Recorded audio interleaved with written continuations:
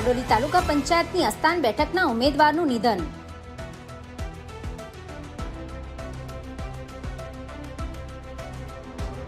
બારડોલી તાલુકા પંચાયતના અસ્તાન બેઠકના ધર્મેશ રાઠોડની તબિયત લથડતા હોસ્પિટલ દાખલ કરાયા હતા.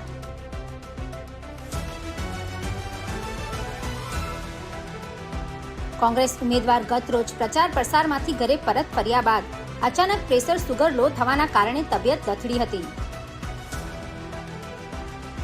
ઉમેદવારની તબિયત લથડતા તાત્કાલિક સુરતની ખાનગી હોસ્પિટલ ખસેડ્યા હતા. ત્યાં ડોક્ટરનું ધ્યાન નહીં સમાતા તેમને બારડોલી સરદાર હોસ્પિટલ ખસેડ્યા. ઉમેદવાર ધર્મેશ રાઠોડને બારડોલીની સરદાર હોસ્પિટલમાં વેન્ટિલેટર પર ખસેડ્યા હતા, જ્યાં તેમનું મોત નીપજ્યું હતું. ચૂંટણી અધિકારી સાથે વાત કરતા તેમના જણાવ્યા મુજબ કોંગ્રેસ ઉમેદવાર ધર્મેશ રાઠોડના નિધનથી અસ્તાન બેઠકની ચૂંટણી મોકૂફ રાખી શકાય તેમ છે.